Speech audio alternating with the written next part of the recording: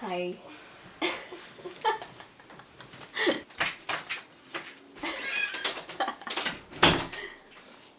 So that's my sister. Hi everyone, welcome back to my channel. This is my Booktubeathon wrap up. I know I'm pretty late. A lot of things have happened. So without further ado, let's start. Now for the Booktubeathon, I did finish all of the challenges, which I didn't think I would. And especially considering I thought I'd have the first 2 days of the challenge free. I didn't. I thought I would, but my work already started, so. But I still was able to finish all of the reading challenges, so that was good. So let's start. Now, the first challenge was to let a coin toss decide your first read. I already did it on my Booktubeathon TBR. So, first book that I read was Please Ignore Viridites. I really enjoyed this book. I rated this a 4.5 out of 5 stars. This was so beautiful and heartwarming and poignant, and I really love how it tackled the loss that Vera felt after losing her best friend, and you know, she's also in love with her best friend Charlie, so that was that. I think it portrayed their friendship and how it grew and changed over the years, and how they grew and changed over the years really well. So I really enjoyed that, and how Vera felt after Charlie died, and you know, especially with the circumstances around Charlie's death. Yeah, and you can definitely see how she changes and the people around her changes as she comes into terms with everything that happened to Charlie and everything, you know, that came with it. So yeah, I really enjoyed this book, highly recommend, and I can see why it has that award and a lot of people love it. So that was a great first read. The second challenge is to read a book about something that you want to do, and for that is The Unexpected Everything by Margaret Matson. Here this is about Andy, who's the daughter of a congressman, a politician, but a scandal happens and everything goes awry. And Andy is portrayed as somewhat of a type A. She likes planning things, and her summer had already been planned, but because of the scandal that was out of the blue, her plan changes, and instead of going to this pre-med kind of internship that she already actually passed, she had to change it to something else, which is dog walking. And how she came into dog walking is also very interesting, because she didn't definitely expect it. She doesn't have a dog, she doesn't have a pet, so this is a really fun read. I really enjoyed it. I flew through it, and this is not a short read. This has 520 pages, so I really enjoyed this book. I love the characters, and definitely you can see the changes in them as, you know, throughout the summer, and definitely in Andy as well. She learned how to be less of a type A, as you would say, and to just let things go, you know, and not be so stuck in a plan. So I really enjoy that, and her friends too. There's a part that I really sort of kind of like cringed, in terms of those are really bad decisions, but you can see that they're trying to really make the best decisions that they can, and I don't really hate them. You know, some characters do that and you're just like, this is just a stupid mistake. But for them, I didn't, because I empathized with them a lot, and I can see how they just want to you know, make good decisions for themselves and for other people too. So I really enjoyed that. I rated this, again, a 4.5. The third challenge is to do a book to movie to read a book and watch the movie adaptation. And for this one, I decided to do a reread of an old favorite of mine, which is A Wrinkle in Time by Madeleine L'Engle, and this is the 50th anniversary edition. I rated this a 4 stars? 4.5 stars. I enjoyed it, and I still feel the same way for the most part. I find that I reread this a lot over the years, and I find that with every reread I realize that I don't really like Meg a lot. The main character, she can be very annoying. but I still really enjoy this book. I love Charles Wallace. He's my favorite character, and Calvin. So like the main character is Meg, but like the other main characters, Charles Wallace and Calvin, those two I really loved. As I said, Meg can be a bit annoying, but I really enjoyed this book, and the movie was very different from the book, and I can see why people didn't really like it, especially for those who really love this book. I can see why, because it's very different. Not to say that it's not magical in its own way, but yeah, I see why not a lot of people love that. And I felt like the movie could have been longer. It could have taken a lot more from the book than it did veer away from the book, so that it can be, you know, better in terms of story, because I didn't really feel it. I really still enjoy this book. I'm not going to continue with the series because I read the synopsis and I'm just not interested. I still really love this book. It's still one of my original all-time favorite reads, but yeah. The fourth book is to read a book with green on the cover, and for that I already have Vera Dietz and The Unexpected Everything, so that's a check. The fifth challenge is to read a book while wearing a hat for the whole time. Now for that I did it. I did that in conjunction with the sixth challenge, was to read a book with a beautiful spine, which is Undead Girl Gang. I will insert the clip of me reading with a hat on. I read it in a span of 2 days, so that's why I wore two different things while reading. And I wasn't able to film much of it. I tried to film like from when I started to around a fourth or a third and then around the end, but I wasn't able to film like when I finished the book. But yeah, I did read everything while wearing a hat, so.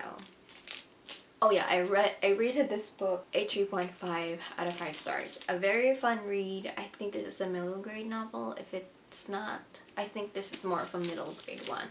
And if this is a middle grade one, I'm a lot more forgiving because it's pretty light and it doesn't really have a lot of deepness to the story.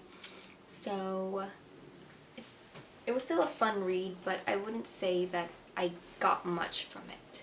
Before I actually read Undead Girl Gang, I read Every Soul a Star, which I rated a 4 stars. It's a really warm, heartwarming read. I really enjoy this, and I really love the characters, and you can see also how they changed throughout the story. This is about Allie, Bree, and Jack. Allie lives in Moonshadow Campground, and that's where she's grown up, and you know, she's away from civilization. She's homeschooled. She doesn't go to school, so she doesn't really know how that is, how those things work. Next is Bree, and she's popular, she's gorgeous, she's like the queen bee of her school. And then we have Jack, who is pretty much the opposite of Allie. This is happening around a total solar eclipse, I believe, if I recall that correctly. And Moonshadow Ground is where it's like one of the prime spots to witness the eclipse, and that's where they all are. And you can see how they changed because Bree and his parents decided to move to the city, and Bree doesn't want to go because she wants to stay at Moonshadow Campground and live the rest of her life there. And for Allie, her parents bought the Moonshadow Campground. So basically they're going to exchange lives, and they're not so for it. So they really want to stay. They're like rebelling against their parents because they don't want to. They basically exchange lives and just stay how they've always been. So that's the story of it. And Jack is trying to be more confident in himself because he's overweight, he's bullied. So yeah, I really enjoyed this book. Another great read. The next book that I read is All Our Yesterdays by Kristen Terrell. Now this is only 300 pages, 360 pages.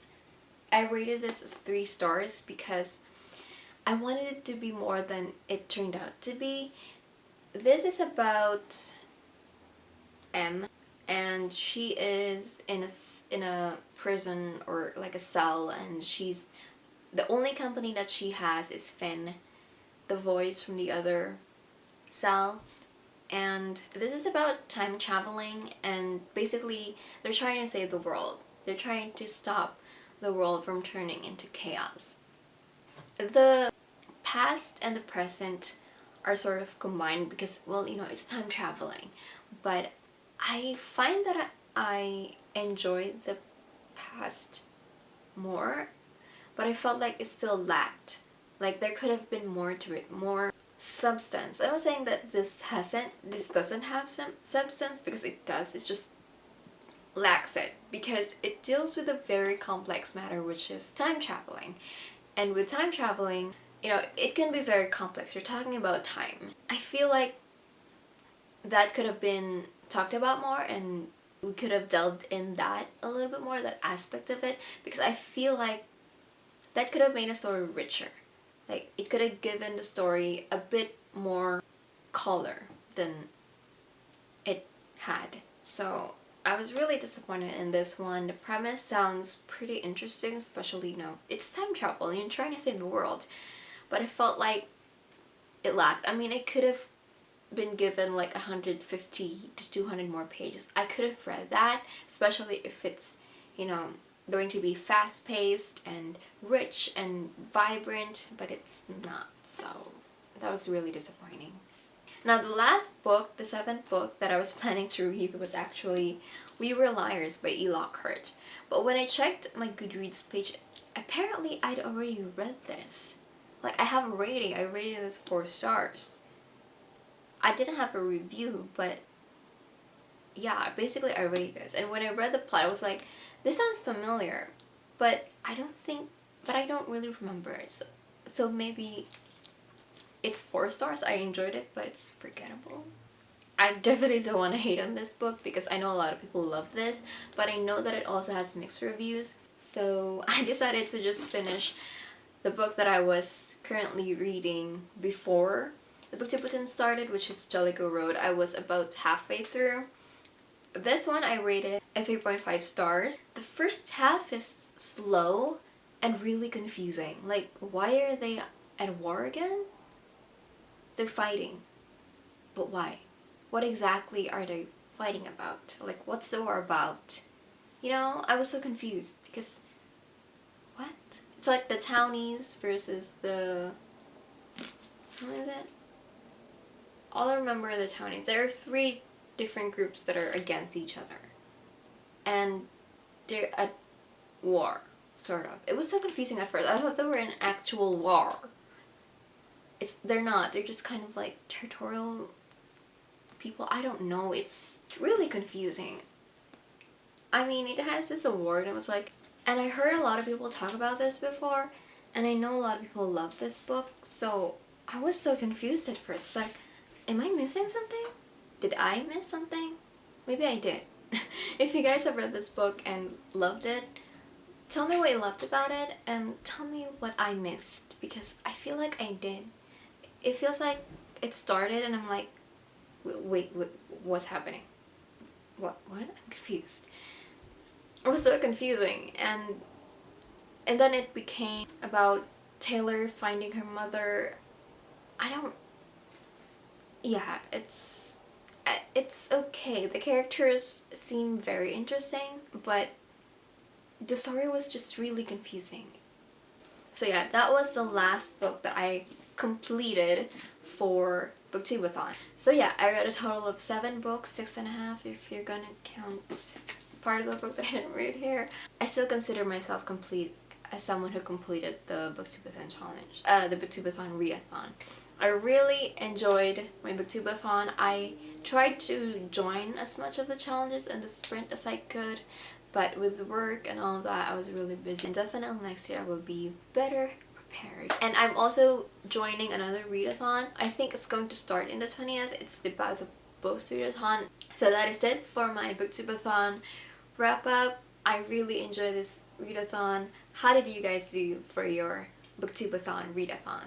Tell me what you guys think of the books that I've read, if you read it as well, or if you agree or disagreed with some of the things that I said. Tell me down in the comments below. I will see you guys on my next video. Bye!